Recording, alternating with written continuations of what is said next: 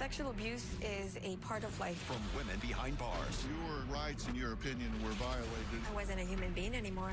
You say you were abused by a correctional officer during a pat-down. I was assaulted sexually. Our prison system wasn't set up for women. When she gave birth, she was shackled to the bed. She was handcuffed. Just an hour after my baby was born, she died in my arms. Let's do it. Have a good show, everybody. Here we go. This is a safe place to talk about hard things. Stand by. We'll count you down. Today is going to be a changing day in your life. 5, 4. Get ready to take care of you.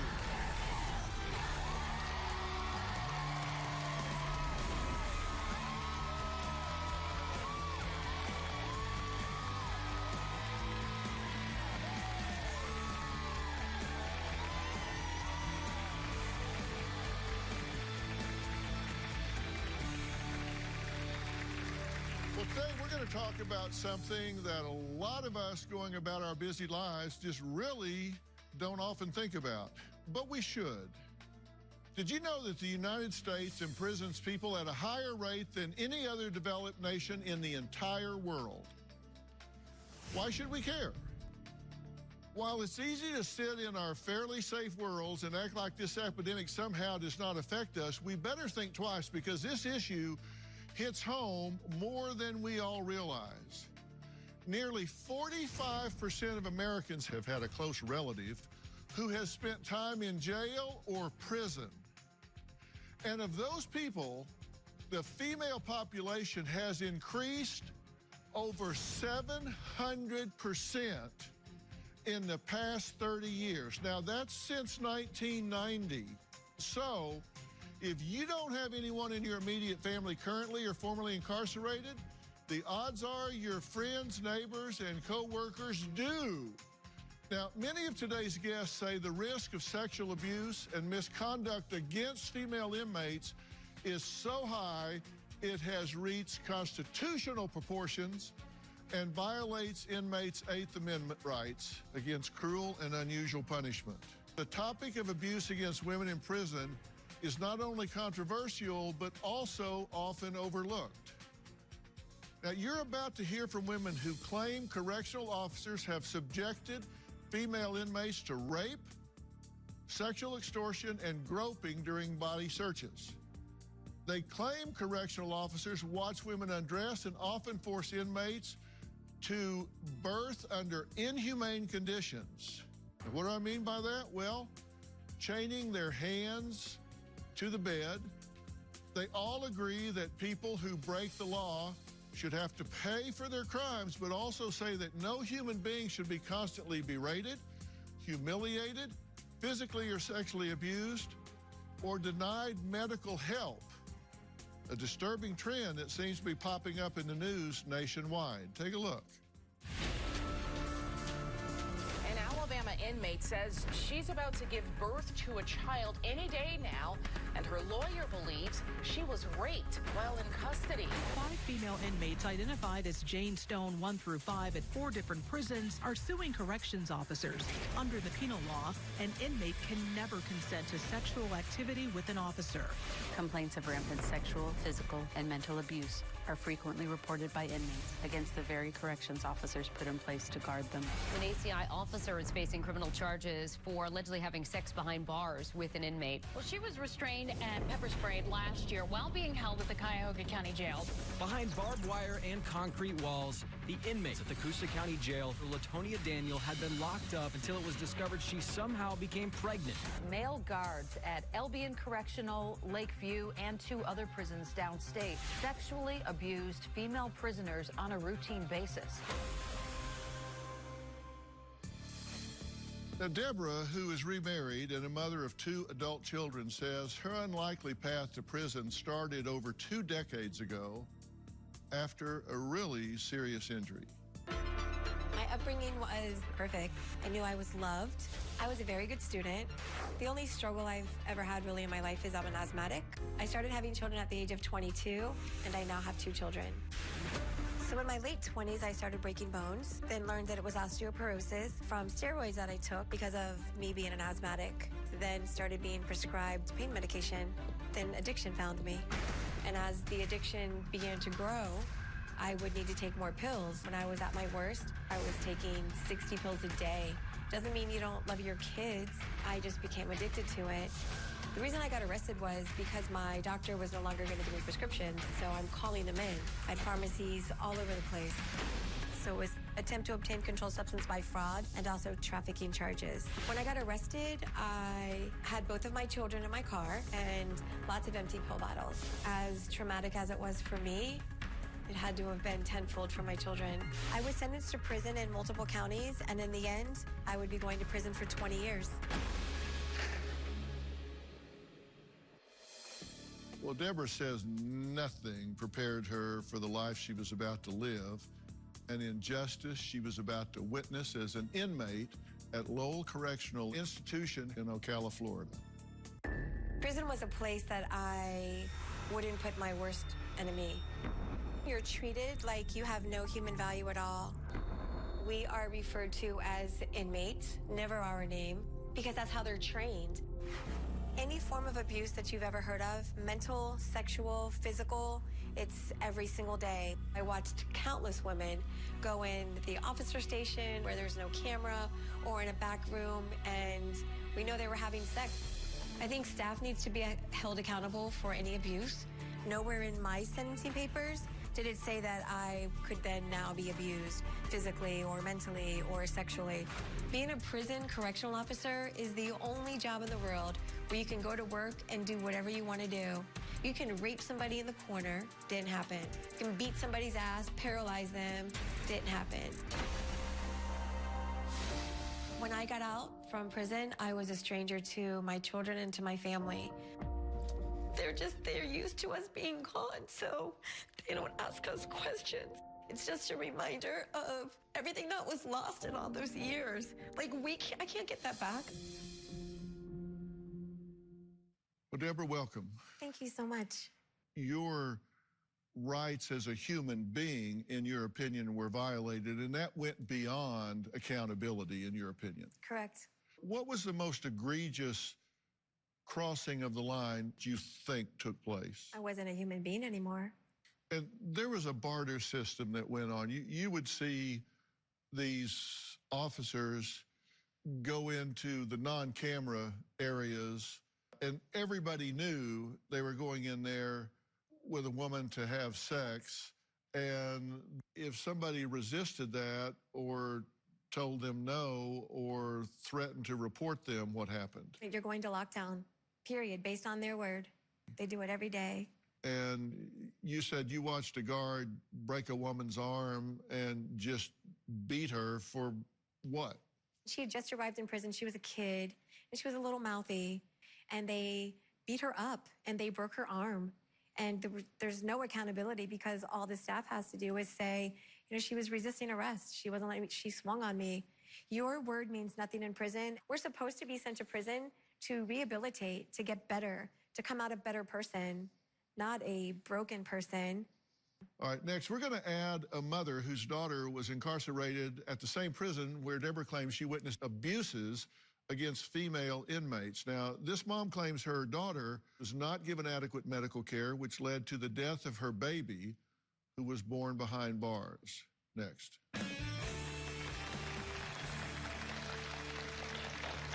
When Keiko was actually sentenced, she knew she was pregnant. Keiko went into labor in her dorm. They put her in a holding cell. She was left alone all night. Baby Raven passed away in her mother's arms. And later, I have to say, as a politician, and I can say this, politicians do that.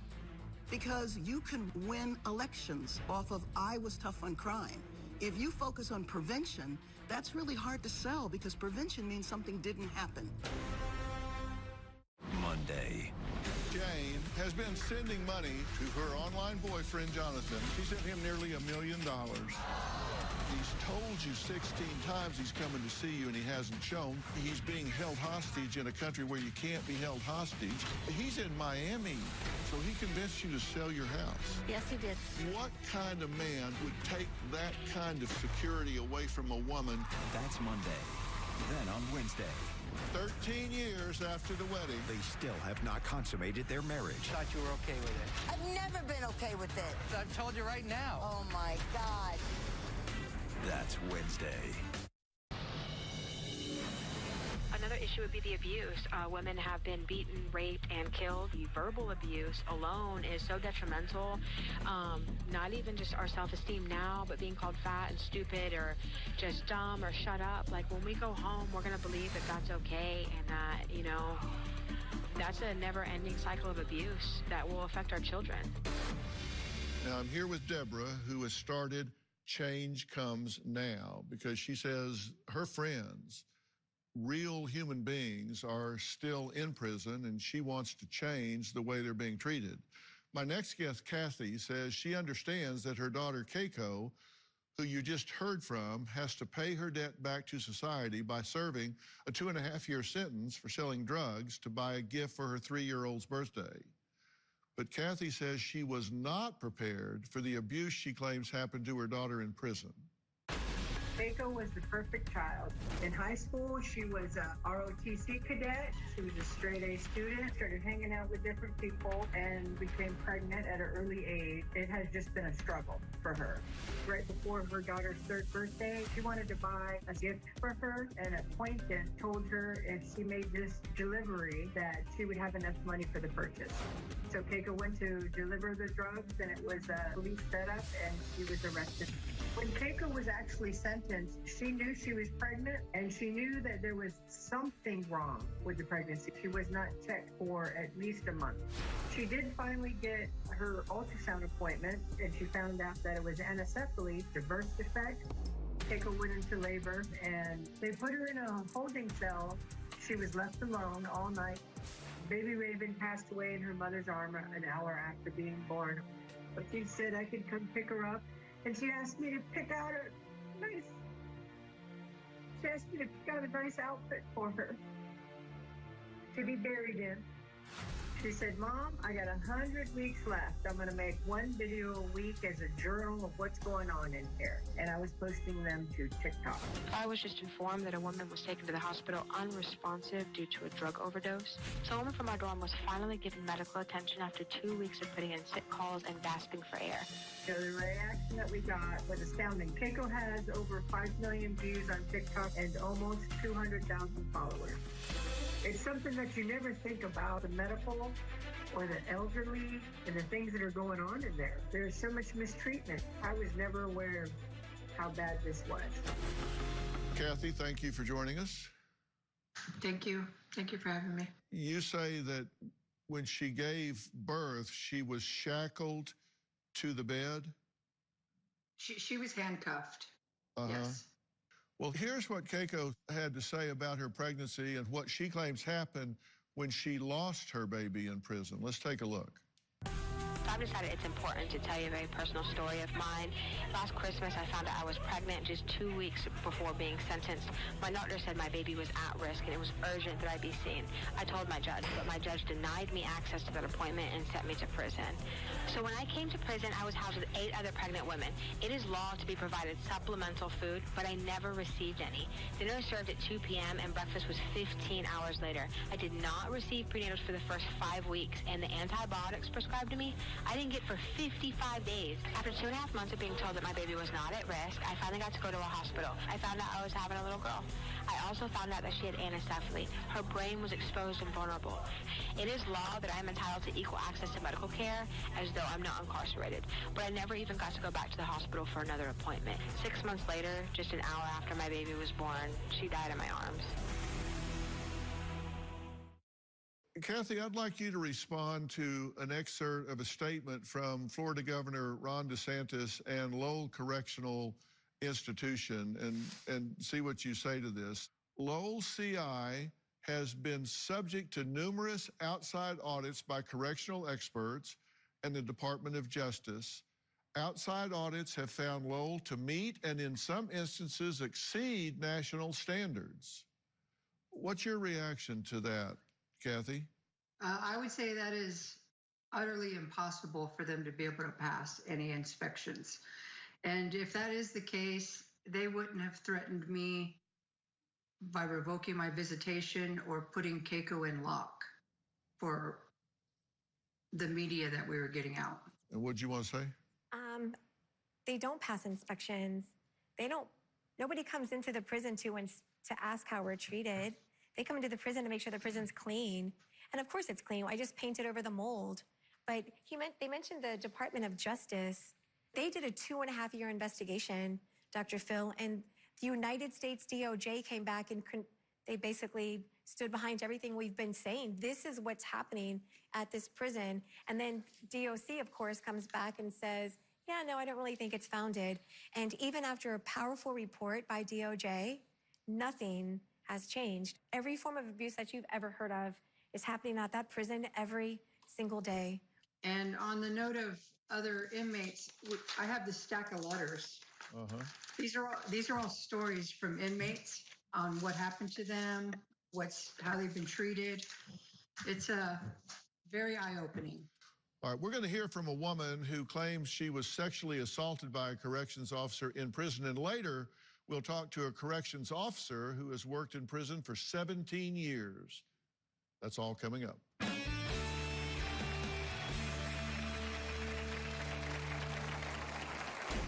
The treatment that I saw in prison was inhumane.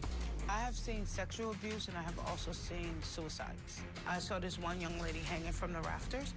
A young lady gave birth to her baby in the toilet and didn't have any medical assistance at all. Doctor?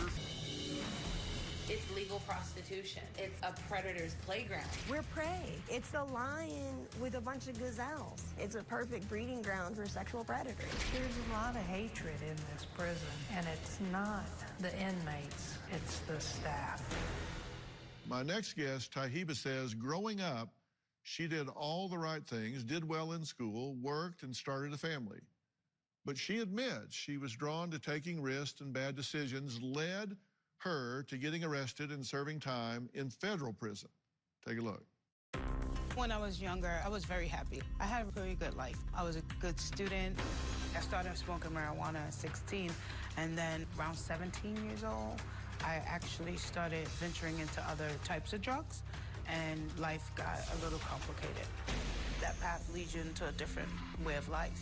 And the nightlife was something I was intrigued by, and I just kept going deeper and deeper into the rabbit hole. At the age of 25, I got married and had 2 children. I was really leading a double life. I was working, I was a mother, going to school, as well as using and selling drugs. I was 31 years old when I went to prison. The treatment that I saw in prison was inhumane. You have officers calling women bitches and hoes and telling them they shouldn't have never came to prison. A correctional officer patted me down to the point where it felt like sexual abuse. I have seen sexual abuse and I have also seen suicides. I saw this one young lady hanging from the rafters. A young lady gave birth to her baby in the toilet and didn't have any medical assistance at all. I saw how prison was created to oppress because as I was in there wasn't no real programs to help with rehabilitation. I made some bad choices, and we all made some bad choices, but you're not the worst of the worst. There's some beautiful people in prison, and we're not misfits of the world. We just misunderstood in the world. Well, Tahiba, welcome. Thank you.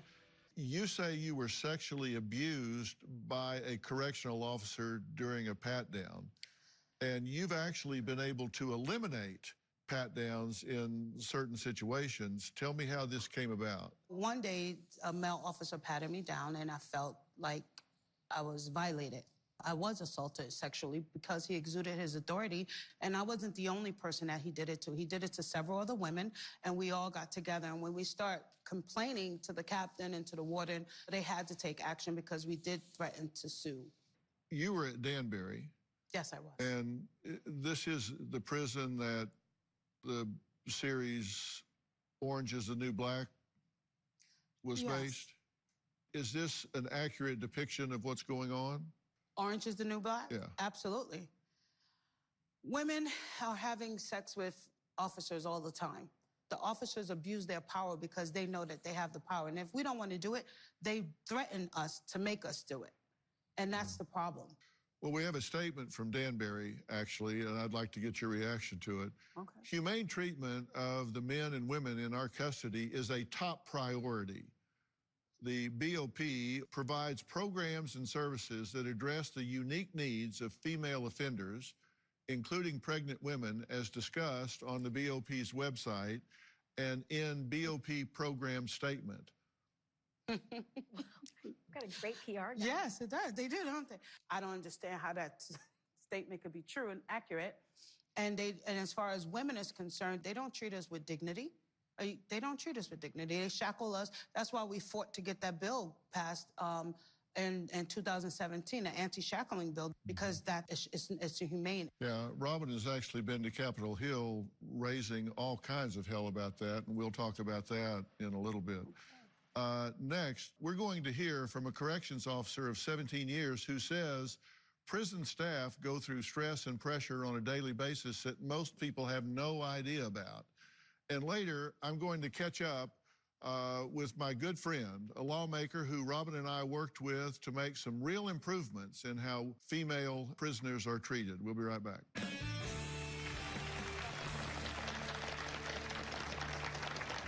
So one of the obvious threats that we face is the physical violence, is the potential to be assaulted. And that's something that we face every day. We're told that everybody incarcerated will either try to lie, steal, or kill you. Kids today are... Now, joining the conversation is William, who has been a correctional officer for 17 years. William claims it's actually the guards who are suffering while trying to remain focused on their goal of keeping safety and order. I feel like there's a negative perception of what we do as correctional officers, and that's because of the nature of the job and the fact that the job takes place behind the walls and wires of correctional facilities. Imagine the roughest neighborhood that you've ever been in, and no one ever leaves, and you're put right in the middle of it. We work 8 to 12, sometimes 16 hours a day with 60, 70, 100, 200 individuals, and we have to keep the peace. So one of the obvious threats that we face is the physical violence, is the potential to be assaulted. And that's something that we face every day. Most of the people incarcerated have had bad experiences with law enforcement or people in uniform.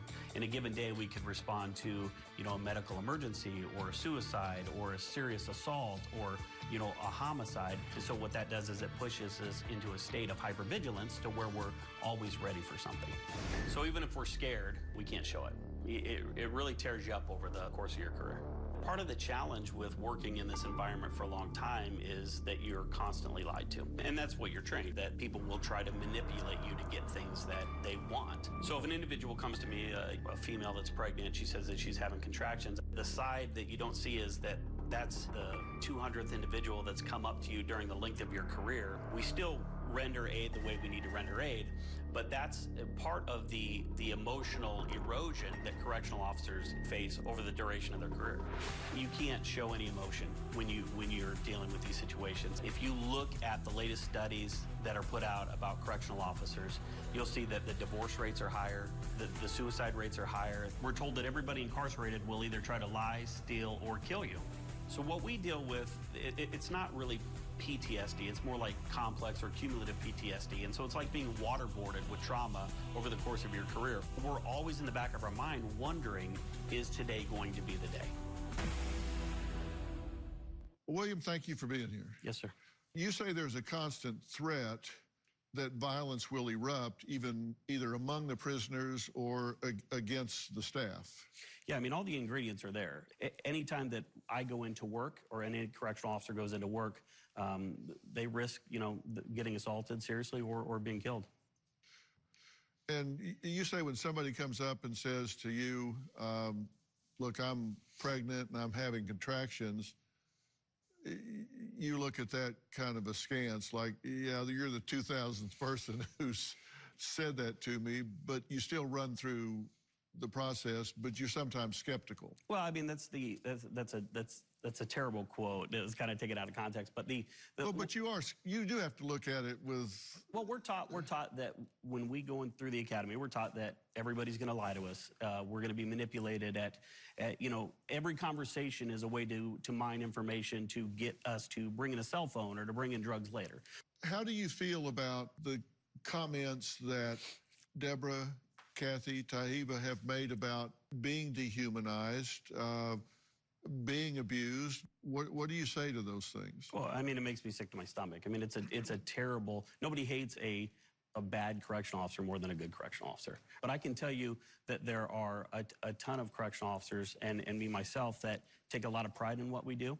And we're there not to treat people poorly or because we were bullied in high school, but to make their stay as safe as possible and to help them be better when they get out. How do you feel about what he's saying? I think it sounds like a perfect little world somewhere that I don't know where it is. Well, it's interesting. You said that you are trained that we are liars, manipulators, and we're out to get you and you have to fear for your life, right?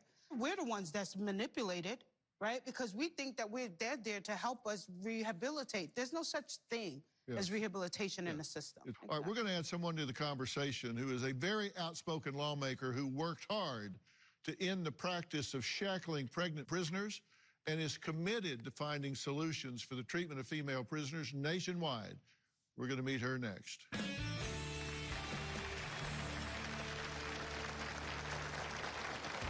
The idea that a woman needs to be shackled at the end of her pregnancy or in labor and delivery as though she is going to escape while delivering a child is ridiculous, brutal, and, in my opinion, a human rights abuse. Phil, she sent money to her online boyfriend. Nearly $1 million.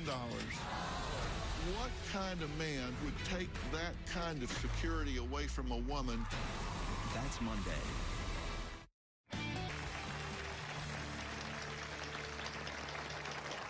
Well, we've been talking to women who have either been incarcerated or related to someone who has. They say the nation needs to wake up and pay attention to the sexual and physical abuses being perpetrated against women behind bars. We also have spoken to a male correctional officer who says the public has no idea the challenges all prison guards face while trying to keep safety and order. Now joining us is California State Representative Karen Bass, who has been working hard to advocate for prison reform. Congressmember Karen Bass was reelected to her 6th term, representing the 37th Congressional District in November 2020. Congressmember Bass serves on the House Committee on Foreign Affairs, where she is chair of the Subcommittee on Africa, Global Health, and Global Human Rights. She also serves on the House Judiciary Subcommittee on Crime and Terrorism, where she is active in working to craft sound criminal justice reform policies. And she made news late last year when she announced that she is also currently running to be the next mayor of Los Angeles. Back in May of 2018, Philip and I met Representative Bass when we testified before Congress about the mistreatment of women in prison. I want to welcome you to a joint meeting of the Heroin Task Force and the Congressional Caucus on Foster Youth. Robin and I regularly encounter people struggling with various forms of addiction, none more heartbreaking than America's innocent children, robbed of their parents, particularly their mothers. So instead of a child ending up in foster care, they receive the specialized care they need to understand their parents' addiction. While mom gets the treatment that she needs, the family remains intact. We're spending an awful lot of money on foster care. We need to free that money up to be spent on this child in a family-based treatment program. Instead of loading the system up twice, you put a mother in prison or in the system in some way, you put a child in foster care, you now have 2 people in the system. Both of them, we know the outcome is not good. We must rethink how we treat families, especially mothers who need treatment. Representative Karen Bass and I met at a luncheon later that day to discuss the inhumanity of shackling female prisoners during childbirth. You would do outpatient talk therapy, maybe some medication, but even the medication's controversial if she's nursing. But you most certainly don't institutionalize somebody for postpartum. There's just so many areas that need support, that we need to focus on, other than she's giving birth. She's shackled. Her feet are shackled. That's so traumatic for them.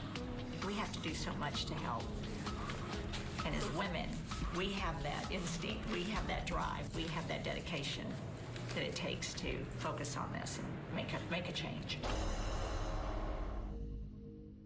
Well, please welcome Congressmember Karen Bass.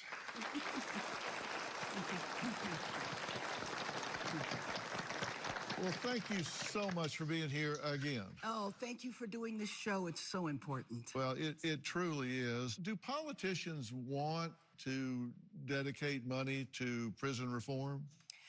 Well, there has been interest in doing that, but right now the country is experiencing another spike in crime, and we all want to see crime stopped. Think about all the money that we spent. We could address addiction, we could address mental illness, and then we could prevent many people from ever being incarcerated in the first place. What is wrong with the system where, particularly with women, that they're getting subjected to such inhumane treatment once they are incarcerated? Do you feel like we could not do it without you? Now that some of the COVID-19 restrictions have been lifted, we can have a studio audience back. If you're going to be in the Los Angeles area and would like to attend a taping, go to drphil.com and click on Be Part of the Audience and select In Studio. Tickets are free, and we can't wait to see you here.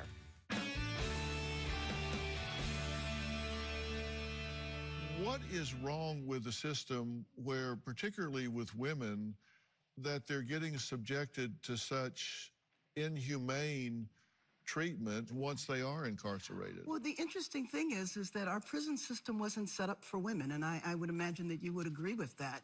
And so if you use a male model, then you think that men always need to be restrained. And so you don't think about the fact that women are pregnant in prison. You don't think about the fact that babies are born in prison. And so you know, Dr. Phil, better than anybody, when you break that bond, you don't allow a mom to establish a bond with a child. You take the child away. Then the woman gets out. She might not get her child back because if she was in prison too long, then her parental rights can be terminated. Right. And you start a cycle because of laws that were passed that continue to punish people once they get out. And I have to say, as a politician, and I can say this, politicians do that because you can win elections off of I was tough on crime.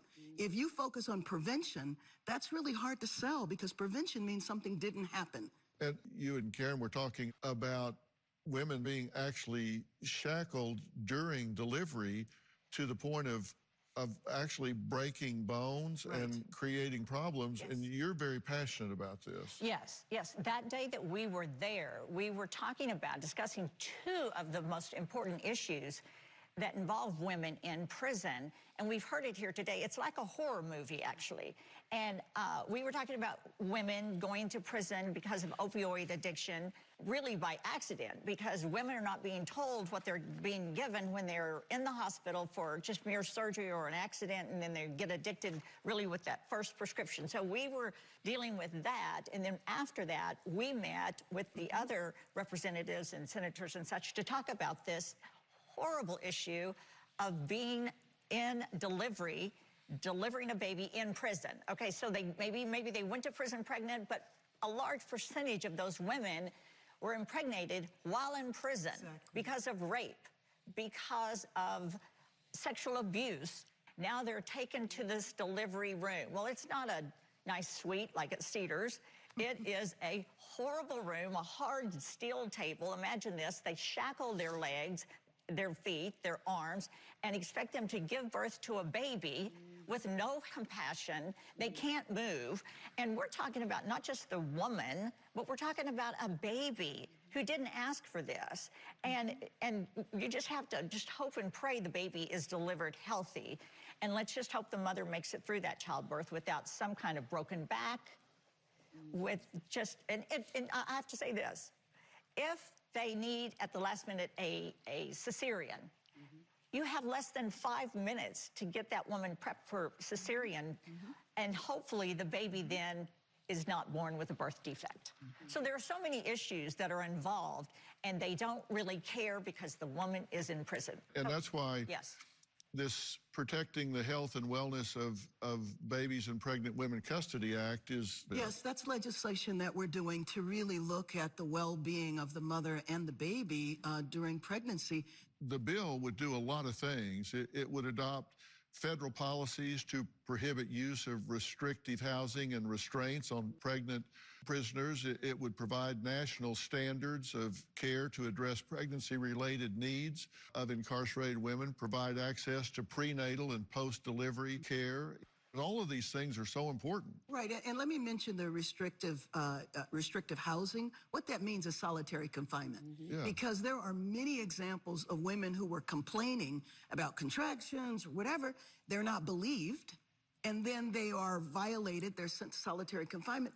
Numerous examples of women delivering the baby on their own. Sometimes those babies don't survive childbirth. And that's just terrible. Is rehabilitation possible, and if so, how? We'll discuss whether my guests think the prison system can even be fixed. We'll talk about that next. Visit our website and subscribe to our newsletter.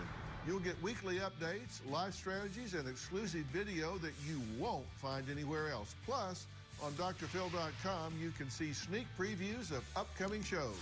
Log on today.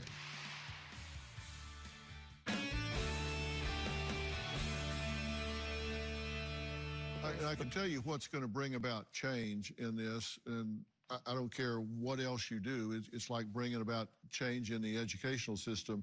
You got to put it in the curriculum, and you got to put money behind it, and that's what Karen Bass is doing. And I want you to talk about this Women in Criminal Justice Reform Act. Well, basically, we're trying to look at the issue from soup to nuts, if you will. Why women get arrested to begin with, what happens to them when they're incarcerated, and then what happens to them when they come home. Most women who are incarcerated are mothers. So should they be incarcerated for everything? So a woman gets a warrant, and the warrant, you know, and then she's arrested for that. Well, what happens to her children if she can't afford bail? So she can wind up having her children go to foster care because she left the children unattended, and then she can get in trouble for that. So looking that maybe you don't have the woman be sent to jail for a traffic ticket. Maybe if you're worried about them, you put an ankle bracelet on. So the point is for a judge to take into consideration the woman's circumstances to determine whether or not she needs to be incarcerated to begin with. Because the majority of women are not there for robbery. They're not there for violent acts. We're also trying to change the child welfare laws that say that you have, 15 months to reunite with your child. And if you don't reunite with your child in 15 months, parental rights could be terminated. So we think that that should be extended. Those are aspects of the bill. Well, some of the things that I pulled out of the bill that I thought were important, you said in making the determination about what should be done, they should look at the history of trauma for the individual, mental health concerns, pregnancy, consider the impact on the minor when determining bail. And it's not saying you get a free pass. Exactly. It's just saying, all right, but we're going to be creative in sentencing, and we're going to be creative in placements. Exactly. It's not about being soft on people that commit crimes. It's about having long-term thinking. If you brutalize somebody while they're incarcerated, what do you think they're going to do when they get out? So it just doesn't serve society. And in the long term, it's not how we reduce crime in the future. That's why you get such bipartisan support, which is why I love her. Okay, look, I have to say thank you to all of my guests today, including California State Representative Karen Bass. Thank you, Karen Bass. For more information about this episode, go to drphil.com.